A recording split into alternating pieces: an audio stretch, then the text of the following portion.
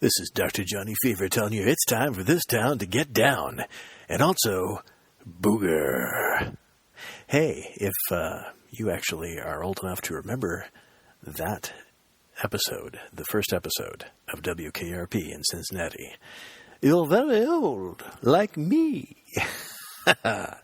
Anyway, welcome to the All That Chazz Stress Relief Podcast. And today I have some fascinating stuff I want to share with you. We're going to talk about intensity. We're going to talk about how to pay your telephone company less money. I'm going to talk to you about how I am saving a whole whack of time. And I have an amazing thing to share with you about how I am treating my bum knee. I have a knee that has turned on me. I have hurt myself badly, and I'm thinking it might be the sartorius muscle, but my chiropractor thinks it's the medial meniscus. And those details, we won't get into those kind of details. You don't need to know anatomy to benefit from what I'm going to suggest that will be helpful. There are many things that will be helpful for such injuries, but I'm going to talk about heat shock proteins today, and I'll get into that very, very soon. And the other thing I want to mention is talking about tracking just a little bit more because I'm getting some benefit from it. So you are busy and don't have a whole lot of time. Let's get right into it. I'll just mention quickly that if you want to save time, manage your energy, decrease your pain, manage your stress, pick up my book, Do the Thing. Because in Do the Thing, I talk a lot about how to deal with those issues. And this podcast is complementary to that book. Now, first off, I want to tell you about just a really quick thing about intensity. This occurred to me as I was walking through the mall the other day. I went by a GNC, which is one of those stores that sells a whole bunch of creatinine that you don't need and a whole bunch of other supplements, and that maybe some supplements you do need. But they had this poster out front that really grabbed my attention because it was one of those "Rawr, be a man" posters. It was some jacked guy with muscles on top of his muscles. Looks like he lifted a ton but couldn't spell it. And he had the tattoos, and he was, looking sharp. And the caption just read, "Intensity." And I've spoken about intensity before. I certainly think that you need to bring life and love to what you do and bring a certain level of intensity. But when I looked at that poster, I instantly thought, you know what, there's something we need to revisit about that, and that's something that people get wrong about it. You can't be intense all the time. Sometimes if you listen to some people talk, Tom Cruise comes to mind actually, talking about living with intensity. That might not actually have been Tom Cruise. That might have been somebody doing a parody of Tom Cruise. But certainly there are people out there who talk about living intensely at all times, which just sounds exhausting. I mean, circadian rhythms alone would prohibit this. Your mood goes up, your mood goes down. Your energy goes up, your energy goes down. You spend energy, you need to rest. You need to be intense about your exercise, but then include recovery time. And intensity is just one part of a very complex equation, and there are variables according to how much you can handle at one time, the amount of time that you have to devote to something. It's just managing our energy is a lot more complex than just pushing down on the accelerator and going as hard as you can. Because with your car, if you push down on your accelerator all the time, pretty soon your engine is going to blow up. And that happens with bodies too. People who don't warm up and go straight to very strenuous exercise end up pulling a hamstring. People who are trying to do too much all the time end up getting too stressed, and they expend too much energy, and they end up having to recover. Their body forces them to recover, and they can't be as productive as they might otherwise have been for the next day or two. So monitor your energy levels, see what you can do I think we really need to focus more on being productive as opposed to intense. Because I've mentioned the Rescue Time app, which is a very helpful app. But you never want to try to get to 100% productivity. Because if you're at 100%, then you're treating yourself like a robot. And I have news for you. Nobody's a robot, or nobody should aspire to be. Otherwise, we're just a slave to the clock. And what's the point of that, right? So that's as much as I want to talk about intensity, but I just had to get that in because it was that poster. I thought, wow, that really sends the wrong message. Next, let's talk about saving money. I finally decided it was past time that I dumped my landline. And so I called up the telephone company and I said, I'm dumping my landline. I'm going to roll this into the other thing I'm doing to save time, and that is I've dumped my TV. It's official. I no longer get television. So this is part of a package with internet, the television, and the landline. And the landline for me has become a nuisance because I only get a couple phone calls from people on that landline, and otherwise it's telemarketers. You know, I just don't need my ducts cleaned that much. And the other thing I get is scammers. I got a call that was a tape recording supposedly from the government, from the tax department, saying that I was being charged with a criminal offense. This is a very popular scam. Watch out for these things. And, you know, if the tax department has a problem with you, they don't do it like that, and they don't threaten to be sending police to your home in the next 20 minutes unless you give them Amazon gift cards or something, or use Western Union for something. I get a lot of telemarketing calls. My favorite thing to do, which to tell you the truth, I'm actually going to miss, is when the guy calls up and says he's from Microsoft and there's something wrong with my computer, and I say several things. One is it's not a problem with my Microsoft computer because I don't own one. I just have Apple. Second, you are a scammer. Third, your mother's very disappointed with you. And fourth, you need to get a new job because you're a con artist. So, and then click, hang up. So I'll miss those calls, but the rest, not so much. Worst of all, especially since I hurt my knee, is when I get the telemarketing calls where they use the machine to call, you answer, and nobody's there. Meanwhile, I've dragged myself away from my keyboard or whatever very, very important thing I'm doing. And it hurts. So it was way past time to get rid of the landline. Am I going to miss the TV? Probably. I like tuning into CNN. I think I can figure out how to do all the things that I need to do on the internet. So I won't be seeing Game of Thrones, but and I'll miss that. I should be missing Walking Dead in the fall, but eventually it'll come to Netflix. And the truth is, there's not that much to miss anymore.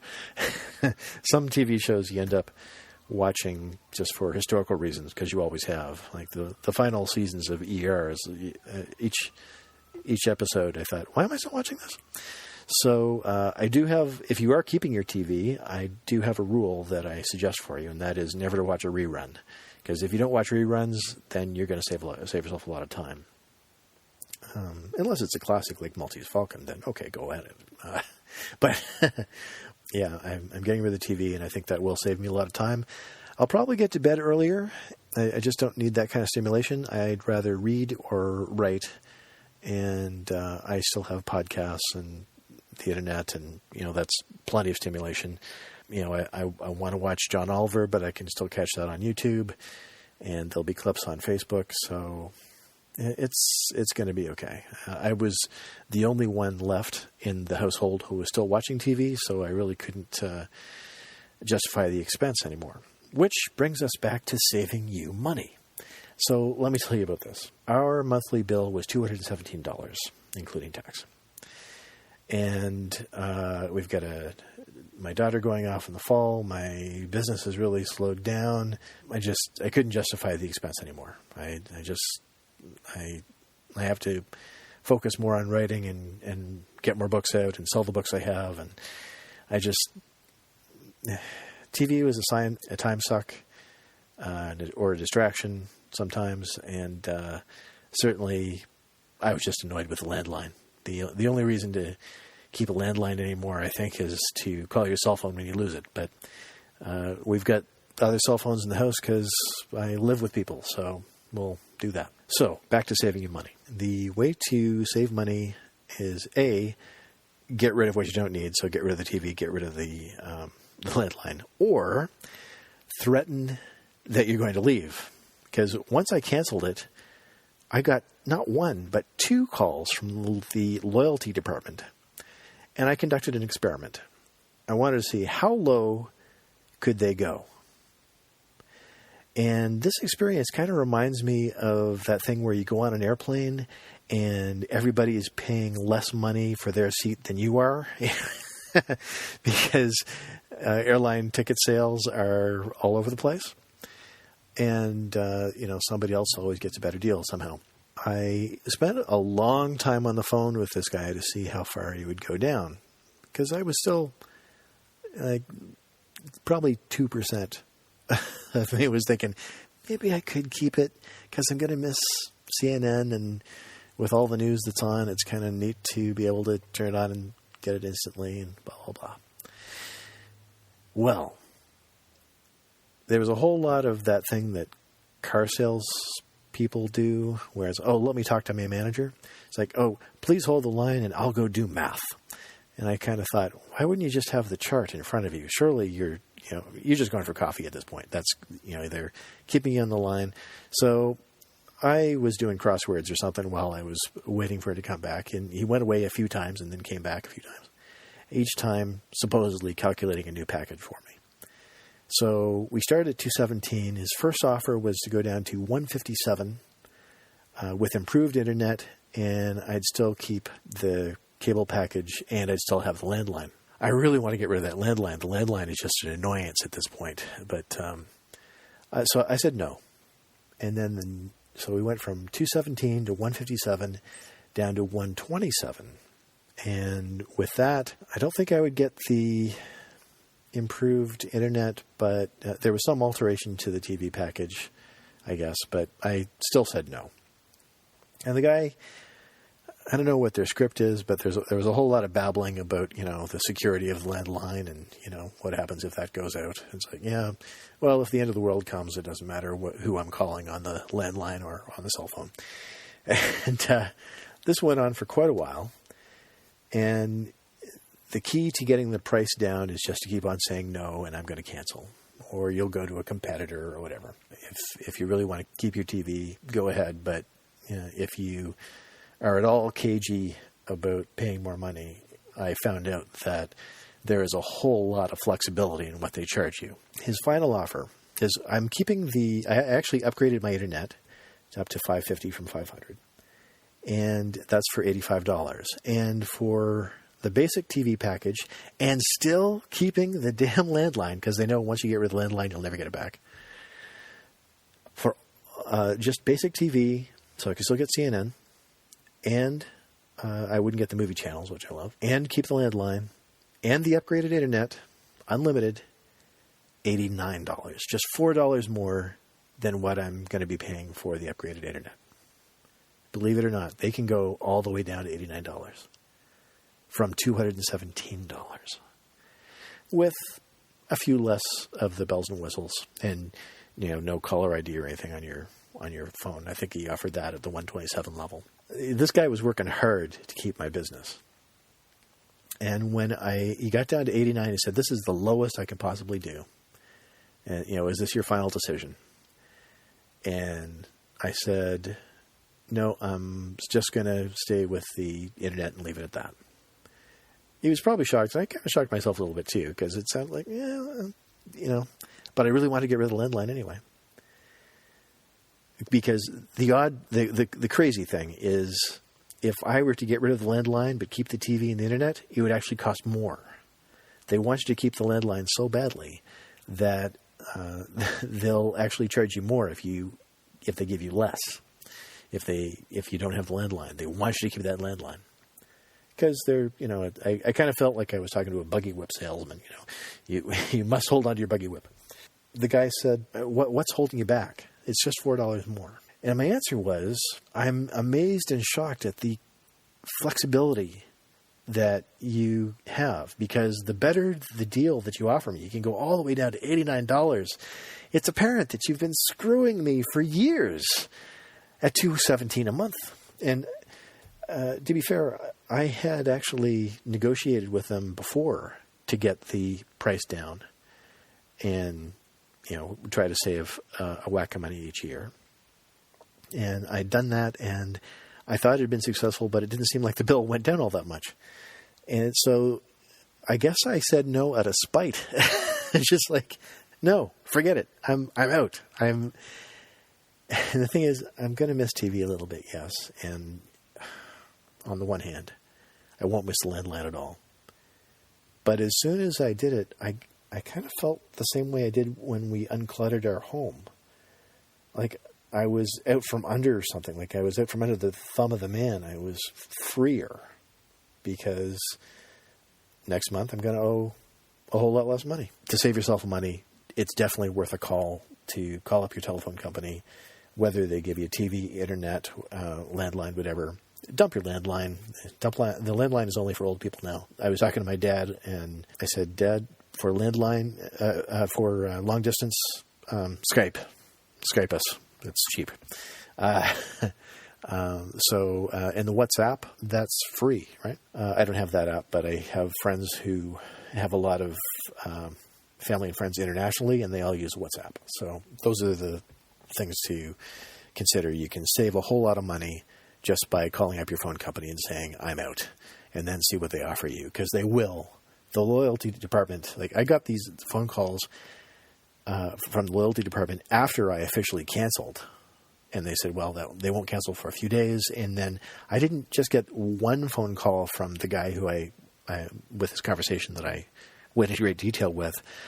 The loyalty department called me again. Another agent called me up to double check and tried to get into the whole script in that. And I shut her down a little bit faster because I wasn't going to go through the whole rigmarole twice. But they are desperate to keep your business, and you can opt out. There's options, especially if you have have competitors in your area. But even if you don't have competitors in your area, it's worth the phone call to get your telephone bill down. So there is new research. I first heard about this on the Joe Rogan Experience, listening to Dr. Rhonda Patrick talking about heat shock proteins. So basically, you get into a sauna or you use infrared. The sauna can be the wet sauna, the steam sauna, or it can be the dry sauna, or it can be far infrared, which is basically a beam of light pointed at you. However you choose to do your sauna, there are many benefits that come from stressing the body a bit with heat. Now, I need to give you a caveat. So stay hydrated. Don't exercise in the sauna. Consult your doctor if you're unwell, if you are weakened. You want to get your doctor's advice and do this advisedly. So don't be stupid. Don't do it too much. But certainly you may want to consider, if you're reasonably healthy, trying 10 or 15 minutes. And there is evidence that you can benefit from activating the heat shock protein response, even if you are unwell. And so you want to do more research in this. I just want to point you at this, and how I'm doing that is I've given you 2 links at allthatchazz.com. There's a video from Dr. Rhonda Patrick talking about the benefits of saunas and heat shock proteins. And there's also a link to the many benefits of heat shock proteins. And here's the list. Improved muscle recovery, improved concentration, improved athletic performance. There's some evidence that it may improve your longevity, improved blood flow, decreased atrophy, so your muscles don't get too smaller. Improving the signs and symptoms of depression, decreased anxiety, decreased blood sugar, decreased pain. And that's what I'm using it for primarily, is to decrease the pain in my knee and seem to help. increasing your stress resilience, increasing your skin health because it's so good to sweat, fighting infection, and improving your slow wave sleep. So there are many benefits to the sauna, and I've probably listed something that appeals to you. So you definitely want to find out more about using a sauna. Here's how to do it. Go to allthatchazz.com and check out the links so you can get in more details from Dr. Rhonda Patrick herself on how to do this smart. I always take a bottle of water in with me, and I stay for 15, 20 minutes. And this is how I start my mornings now. This is the first thing I do. And I got to tell you, it really helps me get out of bed in the morning to know that the first thing I'm going to do is go to the gym. And because of my pain in my knee, I'm not exercising right now. The thing I do first is go straight to the sauna. And I feel so much better for having done it. Perhaps you will too. Explore it. Check with your doctor. Do what you need to do to make sure that it is appropriate for you and that you're up to it. But there are many benefits, and a few that I haven't listed on here that you want to check out through those links that I've listed in the podcast notes. Finally, because this is the longest podcast I've done in a while, a little bit about tracking. I've mentioned tracking before. I use Google Sheets. So there's Google Docs and Google Sheets. It's free. You go to Google Sheets and you put in whatever variables you want to put in. I have been doing this consistently every day for my writing, and overall it's been a success. So the variables I am tracking include my mood, time of day, where I'm working, and real objective measures of progress, or how many words per hour am I writing, or how much revision did I get done. When I'm editing, it's how many words in the document before and after. I'm really trying to narrow it down to the variables that are important to me. I've mentioned this before, and I'm going to explore this more with other avenues in my life, like food and exercise. But I wanted to give you a quick update to tell you that overall it's working. Now, the one thing that really slowed me down this week, besides some loss of sleep and the pain with my knee, which has been excruciating, is I have a perfectionist tendency. So I had a chapter of a book that I'm editing that was 1,600 words. In the end, it was 1,800 words, and I took 3 days to work on it. That is not acceptable. That is me being too fussy. And because I was tracking it, I recognized what I was doing wrong. So in that sense, tracking was still valuable. It made me realize how much time I was wasting and how silly I was being, that I needed to rearrange my priorities and move forward if I'm ever going to get this book done, because I have many books to write and so much to do. So I just wanted to share that because I think tracking is really, really important. I talk a lot about it in Do the Thing. It's making a definite difference. Tracking keeps me on track because that which is not measured is not changed. This has been the All That Chazz Stress Relief Podcast. I know I talked real fast and there was so much that I needed to share with you. I hope that you found some of it useful. I hope I've saved you some money. I hope that if you are in pain, you will consider checking out the benefits of having a sauna. Just be smart about it. Do some research, consult your doctor, all the things you need to do it right. Check out those links in the show notes. Definitely don't just go straight to the sauna from here because, don't get your medical advice from a podcast. Get your medical advice from a doctor. But I definitely want to open more people's minds to possibilities, because something as simple as a sauna has definitely helped me and made a big difference in a lot of people's lives. And there is science to back it up. Dr. Rhonda Patrick is the bomb, as they used to say in the 90s. Anyway, and there we are. We're back to being very old. So I will talk to you next week. And until then, stay safe, stay well. And if you're not well, please get that way. This is Robert Chute, and you can reach me at expartepress@gmail.com. You'll find that address in the show notes. If you like the podcast, please leave a happy review. And if you don't like the podcast, email me instead and tell me what I should do better. And I'll try not to cry. And besides that, you can become a patron for this podcast by clicking the Become a Patron button at allthatchazz.com.